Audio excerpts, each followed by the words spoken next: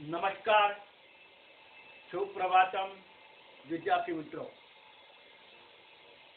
Last lecture Heisenberg અને તેના અનુરૂપ કેટલાક પ્રશ્નોની આપણે ચર્ચા કરી. હાઇઝનબર્ગનો મુખ્ય કોન્સેપ્ટ હતો કે અવકાશની અંદર અથવા ક્યાંય પણ ગતિશીલ અતિ નાના કણો જેવા કે ઇલેક્ટ્રોન માટે તેનું સ્થાન અને તેની ગતિ, તેનું વેગમાન એક સાથે ચોકસાઈપૂર્વક નક્કી કરી શકાય નહીં. જો તમે સ્થાન ચોક્કસ નક્કી કરવા જાઓ તો એની તરંગ લંબાઈ અતિ સૂક્ષ્મ હોવી જોઈએ, કારણ કે તરંગ લંબાઈની અનિશ્ચિતતા ઓછામાં ઓછી હોય તો એનું સ્થાન તમે ચોક્કસ નક્કી કરી શકો. જો તરંગ લંબાઈ સૂક્ષ્મ લેવા જાઓ તો લેમ્બડા h/p,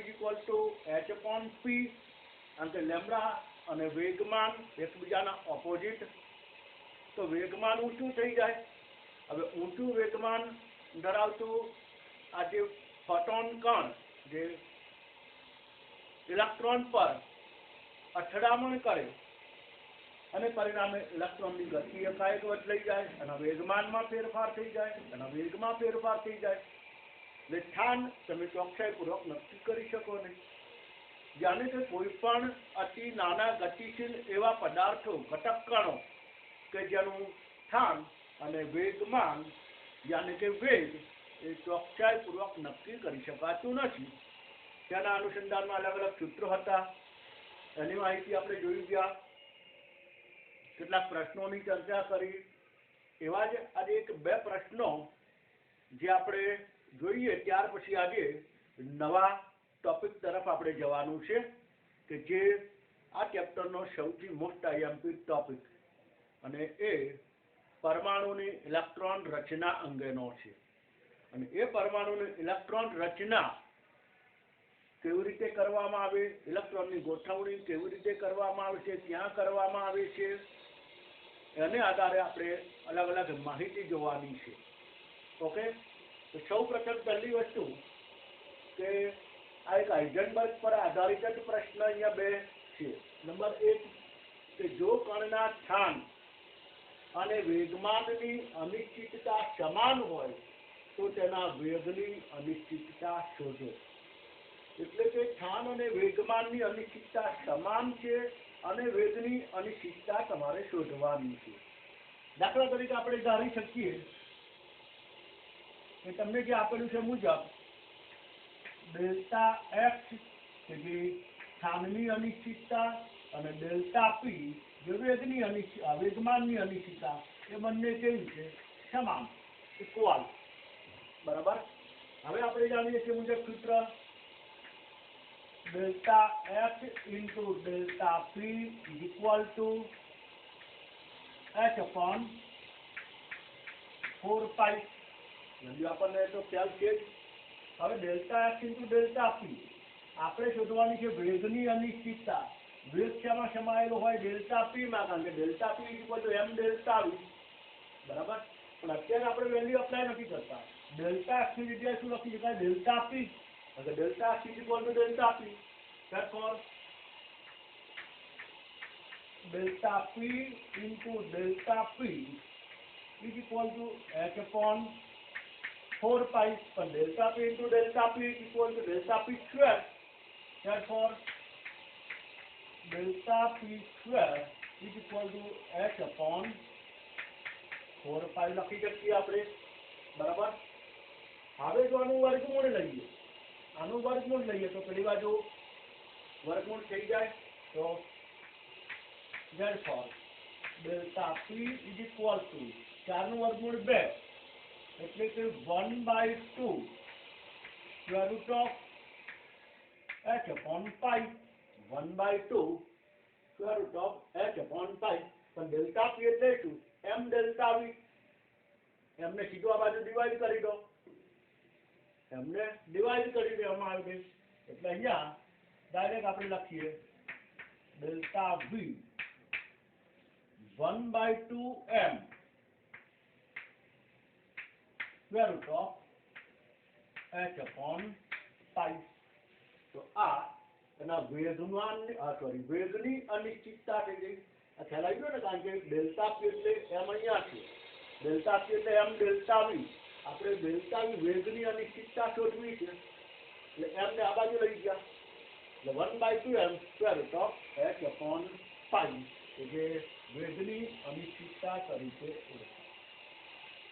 તો જ્યારે સ્થાન અને વેગમાનની અનિશ્ચિતતા સમાન હોય તો વેગની અનિશ્ચિતતા 1/2m square root of h upon પાઈ, આ રીતનો સંબંધ આપણને પ્રાપ્ત થાય. એટલે આવા સંબંધાત્મક પ્રશ્નો મોટે ભાગે વધારે પૂછાતા હોય છે આની અંદર. હાઇઝનબર્ગ, દ બ્રોગલી, એ રીતે આપણે આગળ બોર માટે પણ જોઈએ. આવા સંબંધ પ્રશ્નો એ મોટે ભાગે વધારે પૂછાય, એટલે એ આપણે ખાસ ધ્યાનમાં રાખવાના. નેક્સ્ટ મિત્રો, બીજો ક્વેશ્ચન, કણ એ અને કણ બી ના વેગની અનિશ્ચિતતા અનુક્રમે 0.05 મીટર પ્રતિ સેકન્ડ અને 0.02 મીટર પ્રતિ સેકન્ડ છે. જો mb = 5ma હોય, એટલે કે આના દ્રવ્યમાન, કણ બી નું દ્રવ્યમાન અને કણ એ ના દ્રવ્યમાન વચ્ચેનો આ એક સંબંધ છે હોય, તો ડેલ્ટા એફ છે જેમ ડેલ્ટા એચબી, એટલે કે સ્થાનની અનિશ્ચિતતા નો ગુણોત્તર તમારે એ અને બી કણ માટેનો શોધવાનો છે. બરાબર? તો આપેલી છે માહિતી, બે અલગ અલગ કણ છે. જો બે અલગ અલગ કણ હોય તો દરેક બંને માટેનું અલગ અલગ સમીકરણ બને. દાખલા તરીકે એ કણ માટે, તો એ કણ માટેનું સમીકરણ બનશે ડેલ્ટા એફ છે. હવે અહીંયા વેગ જ આપેલો છે, એટલે આપણે સીધું વેગ વાળું સમીકરણ એમ, કારણ કે અહીંયા એમ પણ આપેલો છે, આપણે ડેલ્ટા પૂરી જગ્યાએ ડાયરેક્ટ એમ ડેલ્ટા વી દ્વારા સમીકરણો જ એપ્લાય કરીએ.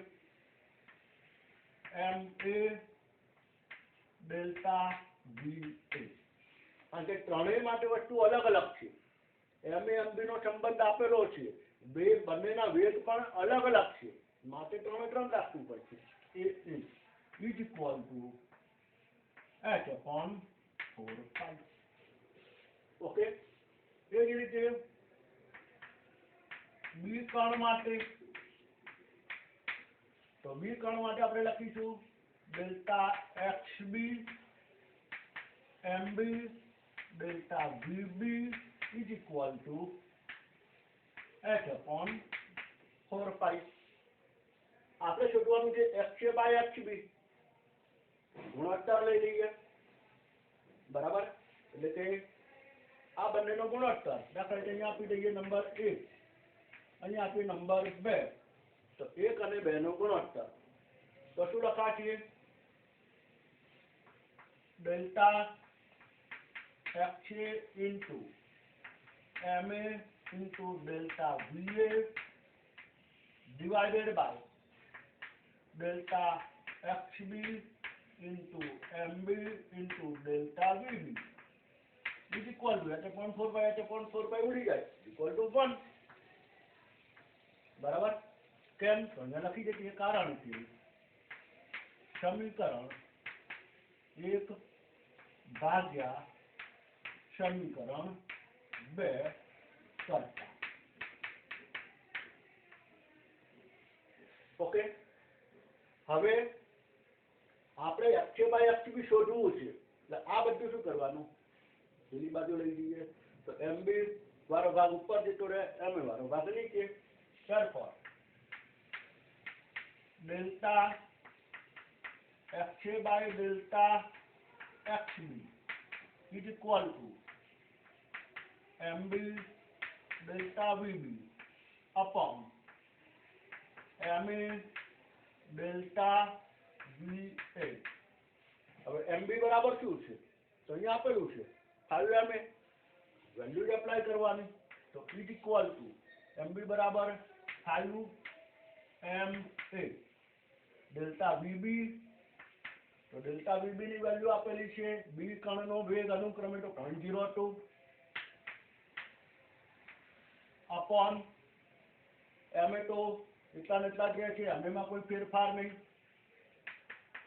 ઇન્ટુ VA, તો એ કણનું વેગ કેટલું છે? 0.05. ઓકે, એમ એ ઉડી ગયું. બાકી શું રહ્યું? 5 ઇન્ટુ 0.02 અપોન 0.05. તો ઓવરઓલ આની વેલ્યુ કેટલી થાય? 2/1. 2/1 કારણ કે 0.02 અપોન 0.05 એટલે 2/5 લખાય. 5 ઉડી જાય, રહ્યું છું 2. એટલે કે નીચે 1, તો XA/XB સીધો ગુણોત્તર હું અહીંયા લખી કાઢું. તો આપણે જે જવાબ છે એ ડેલ્ટા XA જેમ delta XB is equal two ઉપર 2 નીચે 1 એટલે કે 2/1 એનો ફાઇનલ આન્સર થાય.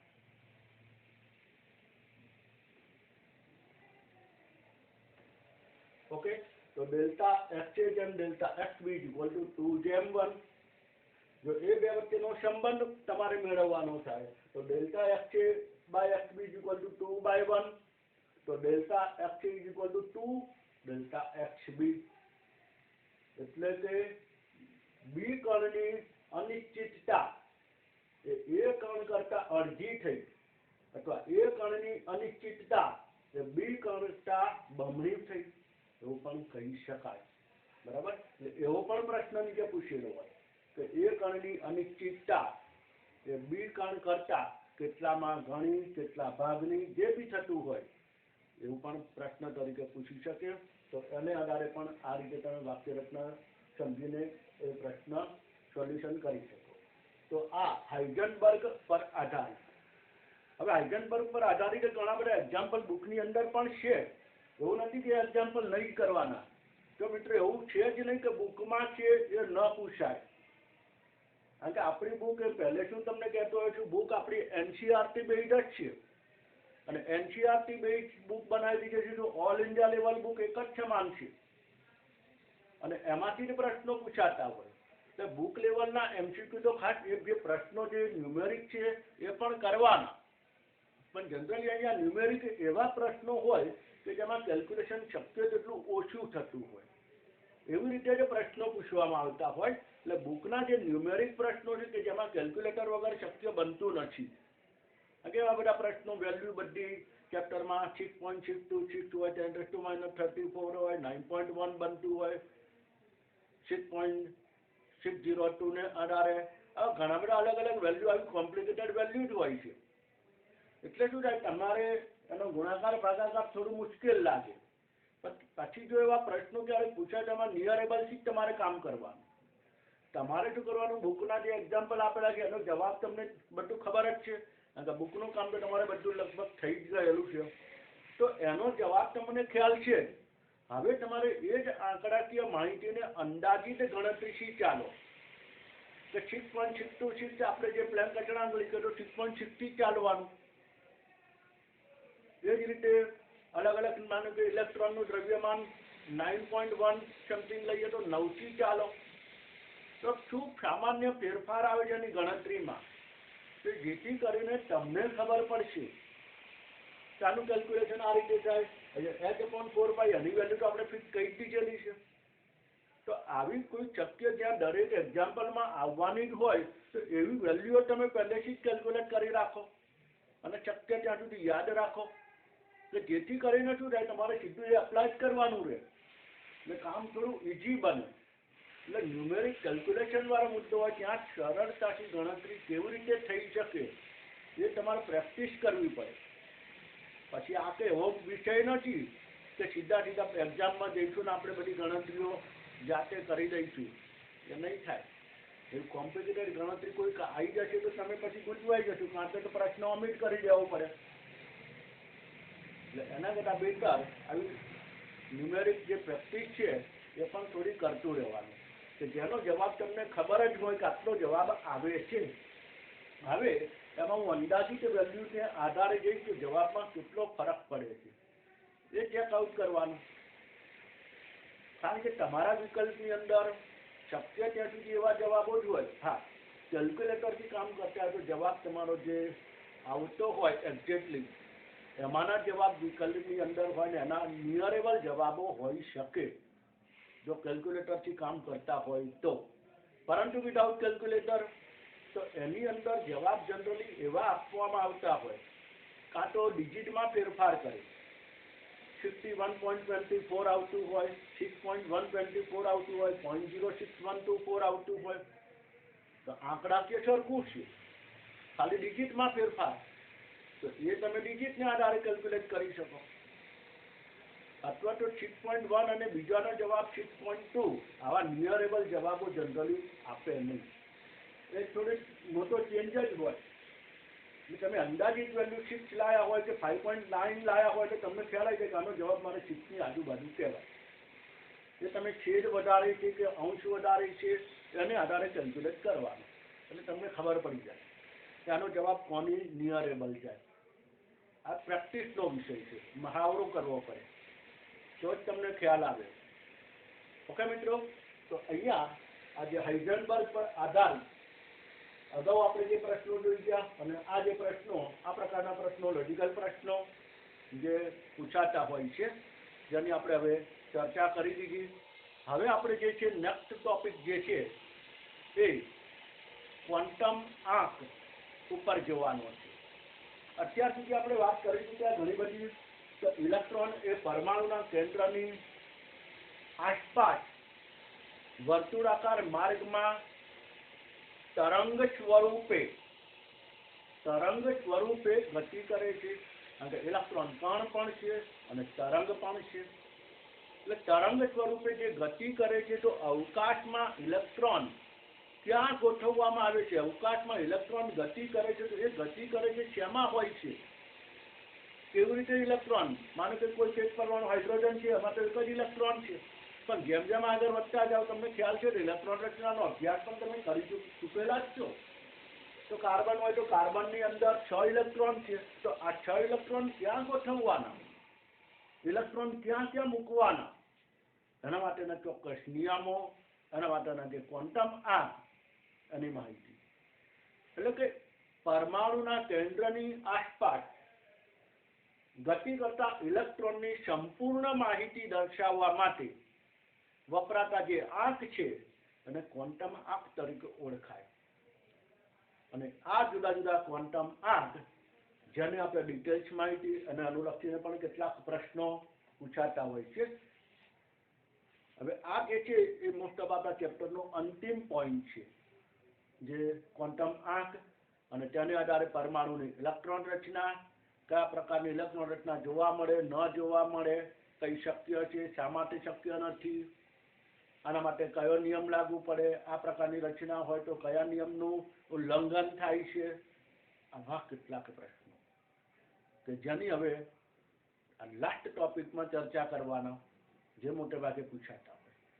અને ત્યારબાદ અંત સમયે ચેપ્ટરના અંતિમ ભાગની અંદર આપણે છેલ્લા 20 થી 25 વર્ષની અંદર કે જે નીટ કે JEE જે પ્રશ્નો આ ચેપ્ટરને અનુલક્ષીને કહેવા પૂછાય છે એની આપણે ચર્ચા કરીશું. એટલે તમને ખ્યાલ આવે કે આ ચેપ્ટરમાં આ પ્રકારના પ્રશ્નો આવા અગાઉ પૂછાઈ ગયેલા છે. લેટેસ્ટમાં 3-4 વર્ષ કે 4-5 વર્ષના પેપરની અંદર આવા પ્રશ્નો પૂછાયેલા છે. એટલે તમને ખ્યાલ આવે કે આ ચેપ્ટરમાં મહત્વ કઈ વસ્તુ. બરાબર? અને એ પૂર્વે આપણે હવે શરૂ કરીશું ક્વોન્ટમ આંક. તો હવે ક્વોન્ટમ આંકનો મુદ્દો શરૂ કરીએ. ઓકે મિત્રો,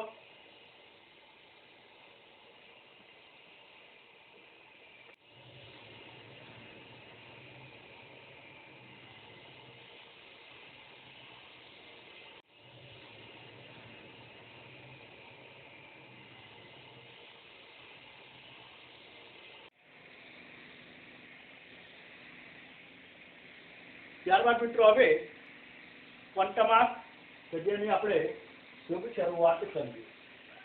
ક્વોન્ટમ આંક અગાઉ જે કહ્યું એ પ્રમાણે વ્યાખ્યાયિત કરી શકાય કે પરમાણુમાં રહેલ ઇલેક્ટ્રોનની સંપૂર્ણ માહિતી મેળવવા માટે વપરાતા અથવા જરૂરી આંકને ક્વોન્ટમ આંક કહે. તો કુલ 4 પ્રકારના છે, જેમાં એક મુખ્ય ક્વોન્ટમ આંક, નંબર 2 એઝીમુથલ ક્વોન્ટમ આંક યાની કે કોણીય વેગમાન ક્વોન્ટમ આંક, નંબર 3 ચુંબકીય ક્વોન્ટમ આંક અને નંબર 4 સ્પિન ક્વોન્ટમ આંક. આ 4 પ્રકારના ક્વોન્ટમ આંકને આધારે ઇલેક્ટ્રોનની સંપૂર્ણ માહિતી મળી જાય કે ઇલેક્ટ્રોન કેન્દ્રની આસપાસ કઈ કક્ષામાં, કઈ કક્ષકમાં, કઈ કક્ષકની કઈ પેટા કક્ષકમાં અને એમાં કેટલા ઇલેક્ટ્રોન રહેલા છે, કેવી રીતે ગતિ કરી રહ્યા છે, આવી પ્રકારની ઘણી માહિતીઓ અહીંયા મળી શકે. એટલે ઇલેક્ટ્રોનનું સંપૂર્ણ વર્ણન કરવું હોય તો આ 4 ક્વોન્ટમ આંકની જરૂર પડે. એક પણ ક્વોન્ટમ આંકને બાકાત રાખી શકાય નહીં.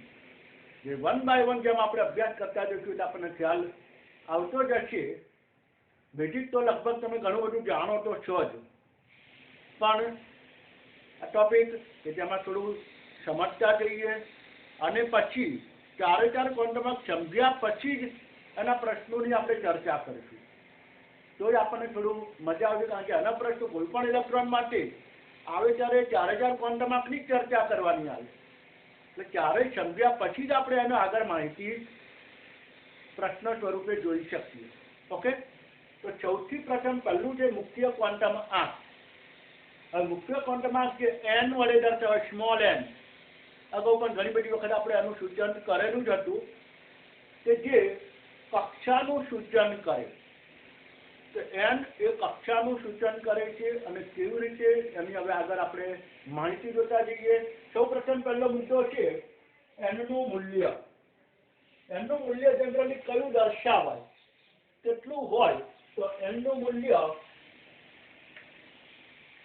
1 2 3 4 એટલે કે જોઈએ તો સંપૂર્ણપણે જોઈએ તો ધન પૂર્ણાંક મોટે ભાગે 0 અને અનંત તો હોતું નથી. અનંત એટલા માટે કે શક્ય ના બને આપણા માટે. હા, અનંત માટેની આપણે ત્રિજ્યા કે ઉર્જા કે આ તે બધી માહિતી આપણે ઉર્જા તફાવત અને આવૃત્તિ અને તરંગ લંબાઈ એ તફાવતને આધારે જોઈ ગયા છે, પણ અનંત અંતરની અને ત્રિજ્યા કેટલી હશે એ અંદાજિત તમને ખ્યાલ આવી શકે નહીં. એટલા માટે તો અનંત અંગે વેલ્યુ ફિક્સ નથી, એટલે જનરલી 0 અને અનંત એ શક્ય નથી. 0 તો શક્ય છે જ નહીં. n બરાબર 0 એટલે કે 0, કોઈ પણ કક્ષા નહીં, તો ઇલેક્ટ્રોન કોઈ પણ કક્ષામાં છે જ નહીં, એ તો શક્ય નથી. બરાબર, ઓકે. નેક્સ્ટ, હવે જે મુદ્દો છે મહત્વનો એ એના મૂલ્ય દ્વારા પ્રાપ્ત થતી માહિતી. એનું મૂલ્ય કોની સાથે સંકળાયેલું છે? કક્ષા સાથે. તો ઇલેક્ટ્રોન કેન્દ્રની આસપાસ જે ગતિ કરે છે, જે કક્ષા જે બોરે નામ આપ્યું, કોને કહેવાય? તો ઇલેક્ટ્રોન કેન્દ્રની આસપાસ જે વર્તુળાકાર માર્ગમાં ગતિ કરે છે એ માર્ગ કે જેને કક્ષા. એક જ માર્ગમાં ઇલેક્ટ્રોન જ્યારે ગતિ કરતો હોય ત્યારે ઉર્જાનું શોષણ કે ઉત્સર્જન કરતો નથી, ત્યારે અને સ્થિર કક્ષા એ બોરે કહેલું.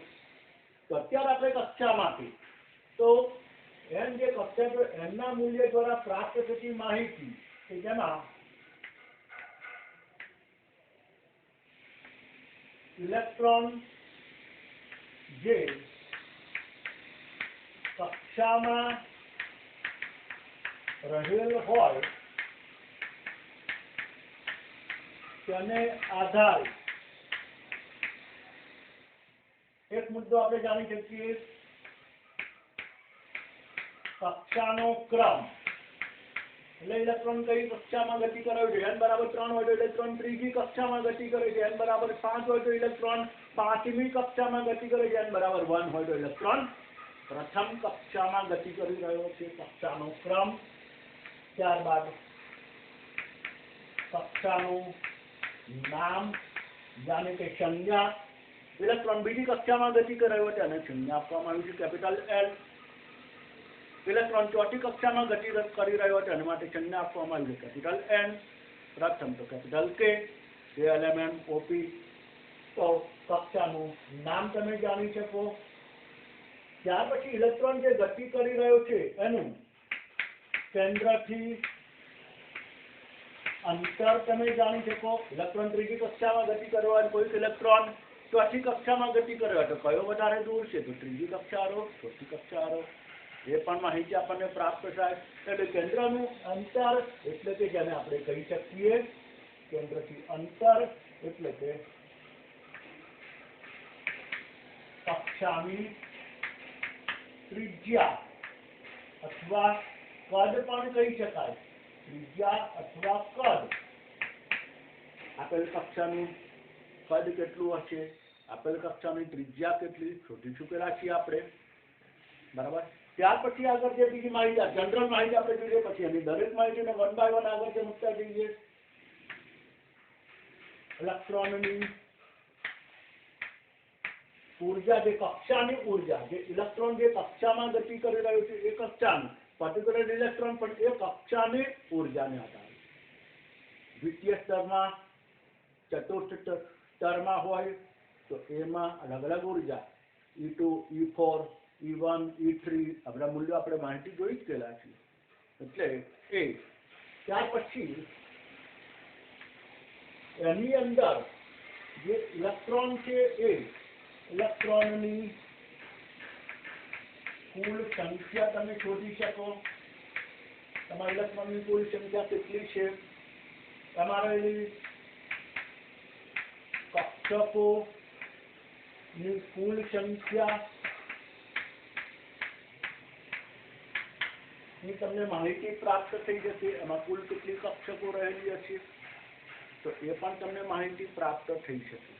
તો કક્ષકોની કુલ સંખ્યા, જે પછી આગળ આવશે કક્ષકો માટે છે કોણીય વેગમાન ક્વોન્ટમા, અઝીમુથલ ક્વોન્ટમા। ઓકે, તો કક્ષકોની કુલ સંખ્યા, ત્યારબાદ ઇલેક્ટ્રોન કેન્દ્રોની આસપાસ ગતિ કરી રહ્યો છે એટલે કે એની કોણીય વેગમાન।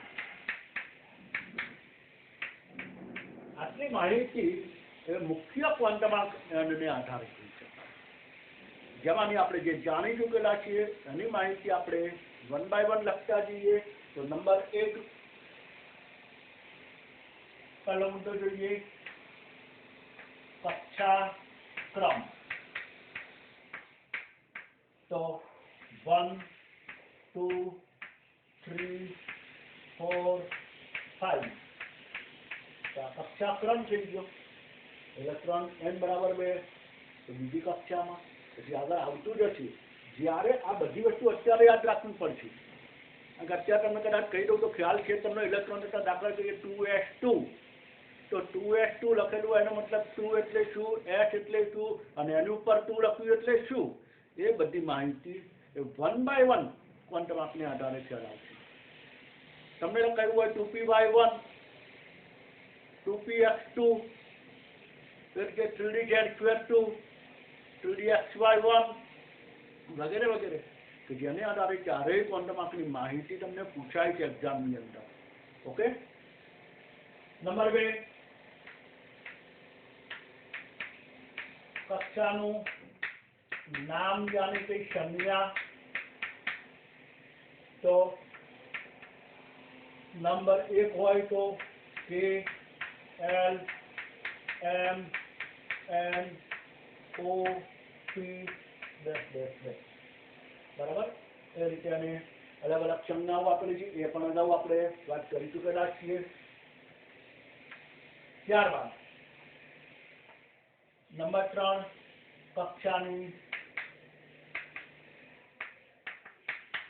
ત્રિજ્યા। તો ત્રિજ્યા માટેનું સૂત્ર આપણે અગાઉ જોઈ ગયેલા છીએ, R = 0.529 અથવા 53 લખું ઇન્ટુ n²/z એંગસ્ટ્રોમ।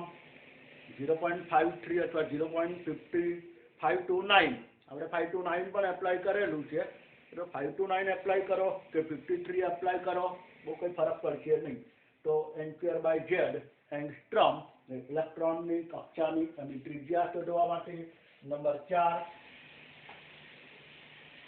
એની ઊર્જા, જે તે કક્ષાની અચ્છા, બીજી એક માહિતી આપણે અહીંયા ધ્યાનમાં રાખીશું, જે પણ આપણે જાણવા પૂરતું કે ઇલેક્ટ્રોનની પ્રથમ કક્ષા હોય R1, R1 થી તમે R2, R2 થી તમે R3, R3 થી તમે R4 તરફ જાઓ એમ ત્રિજ્યા ક્રમશઃ વધતી જાય. આ એક આપણે ધ્યાનમાં રાખવાનું હોય તો ખ્યાલ છે જ. ત્યારબાદ નંબર 4, કક્ષાની ઉર્જા, જે ઈના સંબંધે દર્શાવવામાં આવે છે, કેપિટલ ઈ, કે જેની value -13.9 Z² by N² 11 electron volt પ્રતિ એટમ પરમાણુ. તો આ પણ વેલ્યુ આપણે જોઈ ગયેલા છે કે ઇલેક્ટ્રોનની ઉર્જા એ 13.6 -13.6 ઇલેક્ટ્રોન વોલ્ટમાં Z² બાય N² મૂલ્યને આધારે એ પણ અગાઉ આપણે જોઈ ગયેલા છીએ કે જ્યાં એમની વેલ્યુ એપ્લાય કરવામાં આવે તો ઉર્જા. હવે અહીંયા મિત્રો જો માઇનસ છે, એમ નીચે છે, એમનું મૂલ્ય જેમ વધતું જાય, એમનું મૂલ્ય જેમ વધતું જાય એમ ઓવરઓલ વેલ્યુ ઘટે, પણ ઘટે છે માઇનસમાં, એટલે કે શું થાય, વધે. અને માટે ઉર્જા ક્રમ પ્રથમ કક્ષાની ઉર્જા E1 is greater than E2 is greater than E3 is greater than E4, એટલે કે જેમ જેમ ઇલેક્ટ્રોનનું કેન્દ્રથી અંતર વધતું જાય અને ઉર્જા પણ વધતી જાય. એ પણ આપણે અગાઉ બોરના નિયમને આધારે સમજી ચૂકેલા છીએ. તો કક્ષાની ત્રિજ્યા, કક્ષાની ઉર્જા, ત્યાર પછી નંબર 5 સૂત્રને આધારે આપણે માહિતી જોઈ લઈએ તો કોણીય વેગમાન, કે જેના માટેનું સૂત્ર હતું આપણને ખ્યાલ હોય તો mvr is equal to nh/2π, mvr is equal to nh/2π, એટલે કોણીય વેગમાનની માહિતી તમને પ્રાપ્ત થઈ શકે. એ જ રીતે નંબર 6, તરંગોની સંખ્યા, કે જે તે કક્ષામાં ઇલેક્ટ્રોનના તરંગોની સંખ્યા કેટલી હશે, તો એ જે સૂત્ર આપણે mvr is equal to n lambda, એને આધારે n is equal to 2πr is equal to n lambda, 2πr upon lambda. આ સૂત્રને આધારે તરંગોની સંખ્યા તમે નક્કી કરી શકો. તો એ પણ માહિતી અગાઉ આપણે જોઈ ગયેલા છીએ. તો આ જે ઓવરઓલ એ આપણે અગાઉ જોઈ ગયેલા છે એની માહિતી. હવે જે બાકી રહેલી છે તો કે જેમાં કક્ષકોની કુલ સંખ્યા અને ઇલેક્ટ્રોનની કુલ સંખ્યા, એની માહિતી આપણે જોઈએ તો નંબર 7,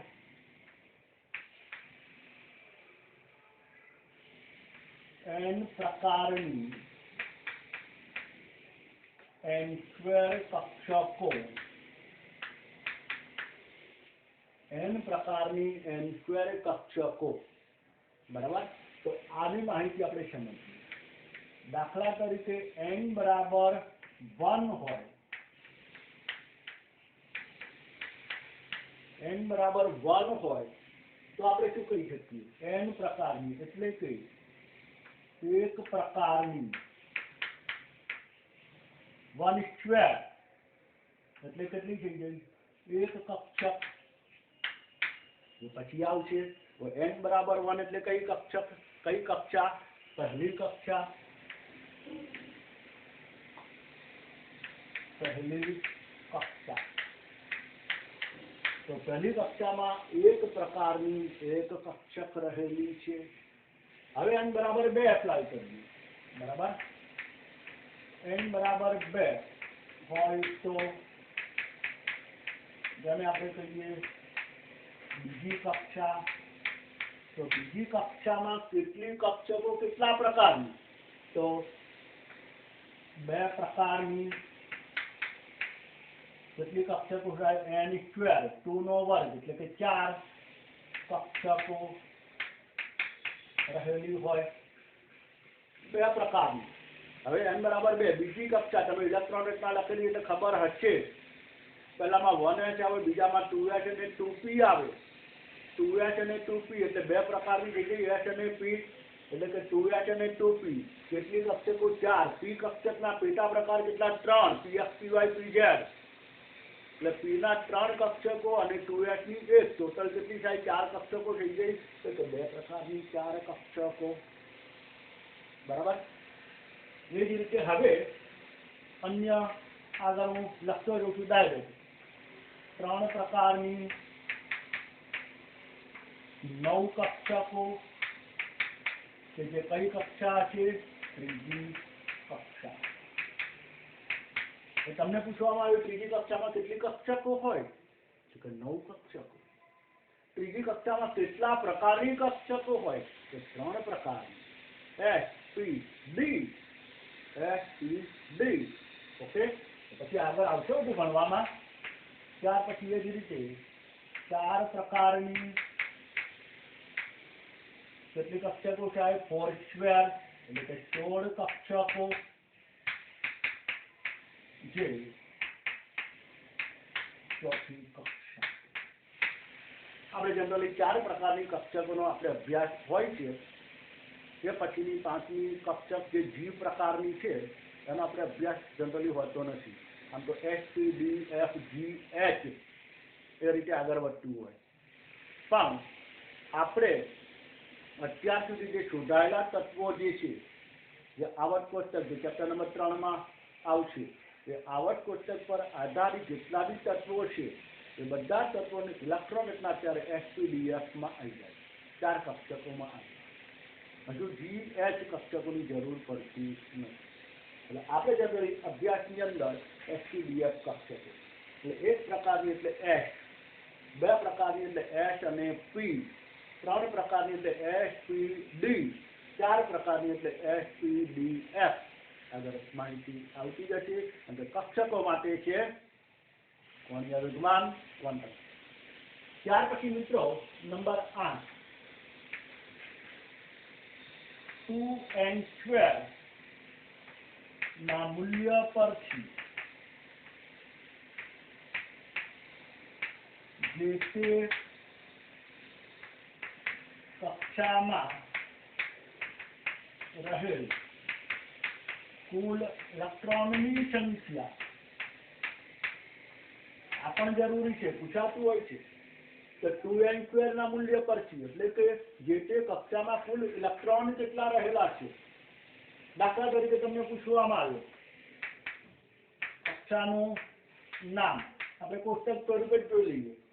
કક્ષાનું નામ એને આધારે n નું મૂલ્ય બરાબર n કેટલો હોય n નું મૂલ્ય એને આધારે જોઈએ તો 2n² એટલે કે ઇલેક્ટ્રોનની સંખ્યા એમાં કેટલી રહેલી હોય.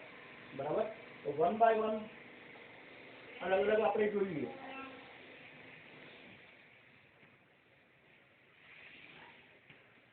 કઈ કક્ષામાં કેટલા ઇલેક્ટ્રોન રહેલા હોય. ક્યારેક આવું પૂછી શકીએ. કોષ્ટકની પણ માહિતી ઇલેક્ટ્રોનની સંખ્યા તો પૂછાય છે. બરાબર. દાખલા તરીકે કક્ષાનું નામ તો K કક્ષા. તો K કક્ષા માટે n નું મૂલ્ય કેટલું? તો અહીંયા છે 1. તો n બરાબર 1. n બરાબર 1 તો 2n². તો 1 નો વર્ગ એટલે 1 into 2 એટલે કેટલા થાય? તો આનો મતલબ કે બીજી કક્ષા પ્રથમ કક્ષા તે કક્ષામાં કેટલા ઇલેક્ટ્રોન હોય? 2. એ કક્ષામાં વધુમાં વધુ કેટલા ઇલેક્ટ્રોન હોય? 2. 2 થી વધુ ઇલેક્ટ્રોન તમે સમાવી શકો નહીં. 2 ઇલેક્ટ્રોન પૂર્ણ થઈ જાય એટલે તમારે નવી કક્ષા તરફ જવું પડે. તો નવી કક્ષા એટલે કઈ આવી? બીજી કક્ષા. નવી કક્ષા એટલે કઈ આવી? બીજી કક્ષા. દાખલા તરીકે અહીંયા આપણે જોઈએ કે અહીંયા આપેલી કક્ષા દર્શાવેલી છે. ત્યારબાદ આ બીજી કક્ષા દર્શાવવામાં આવે. ત્યારબાદ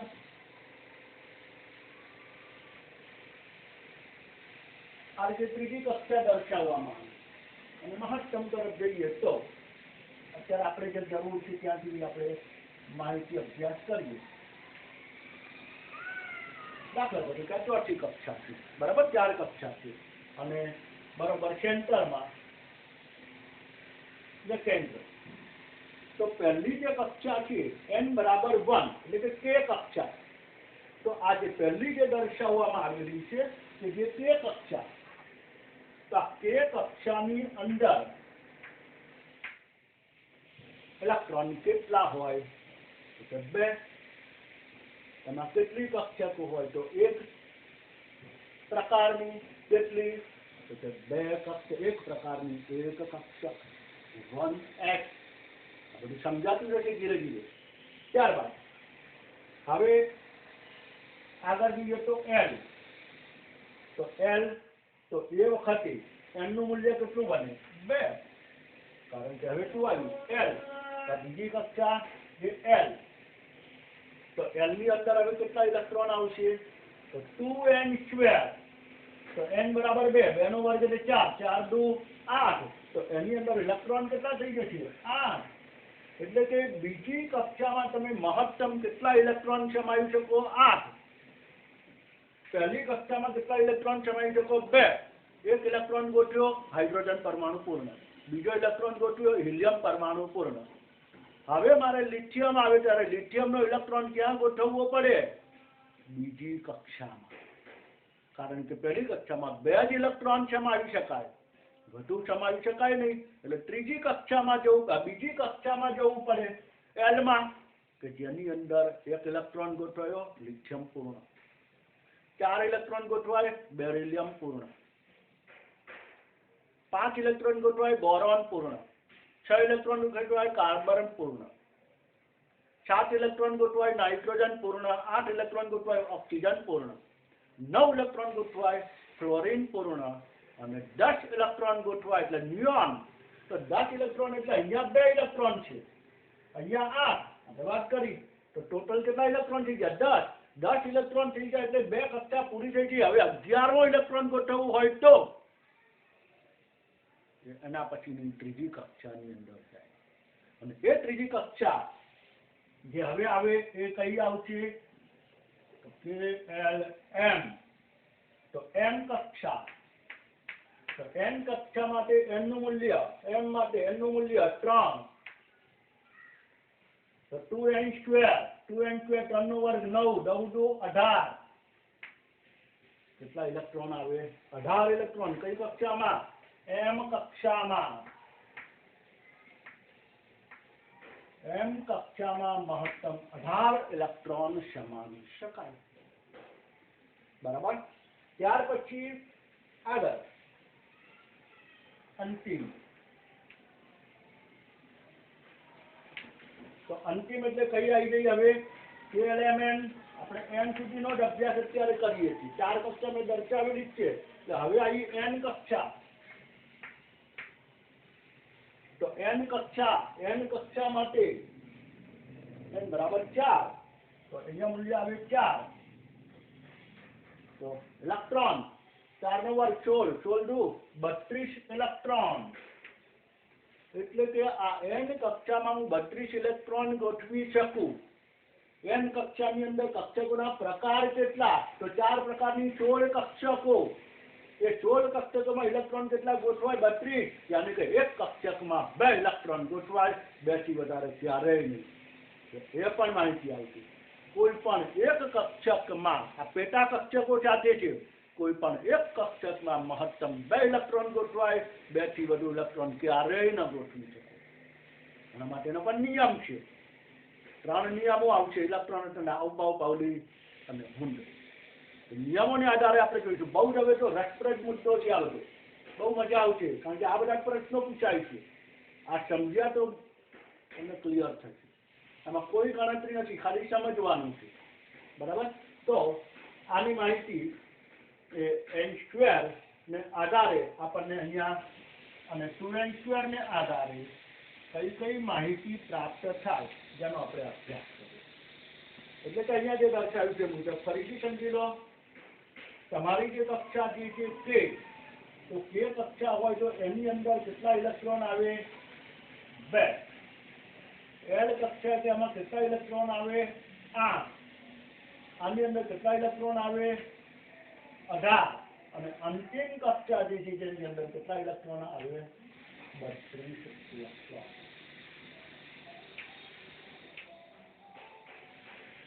અંતિમમાં 32 ઇલેક્ટ્રોન.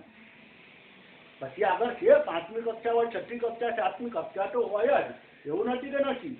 એમાં પણ ઇલેક્ટ્રોન ગોઠવાય જ છે, પણ ત્યાં પણ જનરલી આપણે 32 ને આધારે, કારણ કે આપણું જે આધુનિક આવર્ત કોષ્ટક છે, જે તત્વો જે આપણે શોધાયેલા છે એને આધારે આપણે જોઈએ તો હજુ સુધી F કક્ષક સિવાય આગળ ઇલેક્ટ્રોન ગોઠવવાની જરૂર પડી નથી, જે G અને H માં જરૂર નથી પડી. એટલે એ જે છે એ કક્ષકોના પ્રકારની છે. એ પેટા કક્ષકો જે એઝિમ્યુથલ ક્વોન્ટમ આંક છે, કોણીય વેગમાન ક્વોન્ટમ આંકને આધારે આપણને માહિતી પ્રાપ્ત કરવાની. પણ અત્યારે પર્ટિક્યુલર આપણે એટલી વસ્તુ સમજો કે અહીંયા મુખ્ય ક્વોન્ટમ આંક તમને કઈ માહિતી આપે, આ એમસીક્યુમાં પૂછાતું હોય છે. એટલા માટે ખાસ તો મુખ્ય ક્વોન્ટમ આંકનું મૂલ્ય શું? તો શૂન્ય સિવાયની બધી ધન પૂર્ણાંક સંખ્યાઓ, મોટે ભાગે શૂન્ય કે અનંત શક્ય નથી. શૂન્ય તો છે જ નહીં, અનંત જે આપણે વાસ્તવિક રીતે અભ્યાસ કરી શકીએ તેમ નથી. બીજું, એમના મૂલ્ય દ્વારા પ્રાપ્ત થતી માહિતી તો જનરલ માહિતી લખેલી છે, જે માહિતી 1 by 1 દર્શાવી. જનરલ માહિતી નંબર 1 કક્ષાનો ક્રમ, કક્ષાનું નામ અથવા સંજ્ઞા આપેલી છે. કેન્દ્રથી અંતર એટલે કે એની ત્રિજ્યા તો આપણે જાણી શકીએ છીએ, અને ઉર્જા આપણે જાણી શકીએ છીએ, અને કોણીય વેગમાન આપણે જાણી શકીએ છીએ, તરંગોની સંખ્યા જે પણ આપણે ત્યાં સુધી જોઈ ગયેલા હતા. ઓકે, ત્યાર પછી બાકીની માહિતી રહી છે તો ઇલેક્ટ્રોનની કુલ સંખ્યા, કક્ષકોની કુલ સંખ્યા, અહીંયા આપણી જે કક્ષકોની કુલ સંખ્યા n² ને આધારે તમને કહેવામાં આવે કે ચોથી કક્ષામાં કુલ કેટલી કક્ષકો રહેલી હોય તો n² 16. તો ચોથી કક્ષામાં કેટલી કક્ષકો રહેલી હોય? 16 કક્ષકો ખબર હોવી જોઈએ, નહીં તો તમે કેલ્ક્યુલેશન કરવા જાઓ. પણ બેઝિક આપણને આ ખબર હોય છે કે n પ્રકારની n², બરાબર, અને 2n². તમને આ તો પૂછી જ શકાય એમ કે n કક્ષામાં કેપિટલ N આપેલું હોય, n કક્ષામાં કેટલા ઇલેક્ટ્રોન હોય, અથવા તો તમને એવું પૂછવામાં આવે. આ બધા ઘણા બધા તો પ્રશ્નો આવા તો આવશે. આ એનો બેઝ છે બધો. તમે પહેલા કહ્યું ચારેય ક્વોન્ટમ આંકને આધારે જ પ્રશ્નો ખબર પડશે. આ તો હું તમને હિન્ટ આપું છું, જેને આધારે આનું મહત્વ વખત તમને ખ્યાલ આવશે. તમને પૂછવાય કેન્દ્રથી n કક્ષાની વચ્ચે, કેન્દ્રથી n કક્ષાની વચ્ચે px કક્ષકમાં રહેલા ઇલેક્ટ્રોનની સંખ્યા શોધો. તો કેન્દ્રથી n, કેપિટલ N કક્ષા, એની વચ્ચે પેલા તો ઇલેક્ટ્રોન કેટલા હોય એ આપણને ખબર હોય છે. એમાંથી px કક્ષકો કેટલી હોય એ આપણને ખબર હોય છે. ખ્યાલ આવે છે? તો આવા પ્રશ્નો પૂછાતા હોય તો એ ખાસ આપણે જાણવું. તમને પૂછાય કે કેન્દ્રથી O કક્ષાની વચ્ચે કુલ કેટલા ઇલેક્ટ્રોન રહેલા હોય, તો એની વચ્ચે એટલે વચ્ચેના ભાગમાં. તમને પૂછવામાં આવે કે n અને l કક્ષામાં કુલ ઇલેક્ટ્રોનની સંખ્યા કેટલી, તો બેનો સરવાળો તમારે થાય. તો એને આધારે તો આવા અલગ અલગ પ્રશ્નો, વિવિધ પ્રશ્નો પૂછાતા હોય તો ત્યાં તમને ખબર હોવી જોઈએ, કારણ કે કક્ષાનું નામ એટલે કે સંજ્ઞાને આધારે એનો ક્રમ, અને એ ક્રમને આધારે 2n² તો ઇલેક્ટ્રોનની સંખ્યા, n² તો કક્ષકોની સંખ્યા. n એટલે જે તે કક્ષકોના. તો n પ્રકાર, એક પ્રકારની એક કક્ષક, 2 પ્રકારની 4 કક્ષક, 3 પ્રકારની 9 કક્ષક, 4 પ્રકારની 16 કક્ષક. એ 1 by 1 એઝિમ્યુથલ ક્વોન્ટમ આંકનો આપણે જ્યારે અભ્યાસ કરશું, કોણીય વેગમાન ક્વોન્ટમ આંકનો આપણે જ્યારે અભ્યાસ કરશું ત્યારે આ માહિતી પ્રાપ્ત થશે. અત્યારે આજના ટોપિકની અંદર મેઇન આપણે અભ્યાસ કર્યો જે મુખ્ય ક્વોન્ટમ આંક, અને એના દ્વારા એનું મૂલ્ય, અને એના મૂલ્ય દ્વારા કઈ કઈ માહિતી પ્રાપ્ત થાય એની બેઝિક આપણે સમજૂતી મેળવી. હવે નેક્સ્ટ લેક્ચરની અંદર આપણે બીજા જે 3 ક્વોન્ટમ આંક છે, જે એઝિમ્યુથલ ક્વોન્ટમ આંક, ચુંબકીય ક્વોન્ટમ આંક અને સ્પિન ક્વોન્ટમ આંક, જેની માહિતી મેળવીશું. એટલે ઇલેક્ટ્રોનનું કેન્દ્રની આસપાસ સંપૂર્ણ એડ્રેસ મળી જશે, સરનામું મળી જશે. ઇલેક્ટ્રોન અહીંયા છે, તમને કહેવામાં આવે ઇલેક્ટ્રોન 3px માં છે, તો એનો મતલબ ઇલેક્ટ્રોન તમારે શોધવું હોય તો તમે ક્યાં જાઓ? ત્રીજી કક્ષામાં px, તો p ની અંદર px કક્ષકમાં જાઓ. આ માહિતી મેળવવાની. એ ઇલેક્ટ્રોન કેવી રીતે ગતિ કરતો હશે, એન્ટી ક્લોકવાઇઝ કે ક્લોકવાઇઝ, એટલે કે ઘડિયાળના કાંટાની દિશામાં કે ઘડિયાળના કાંટાની વિરુદ્ધ દિશામાં ભ્રમણ કરતો હશે, એ પણ માહિતી આપણને પ્રાપ્ત. જે હવે નેક્સ્ટ લેક્ચરની અંદર આપણે અભ્યાસ કરીશું. ત્યાં સુધી સૌને જય સ્વામિનારાયણ.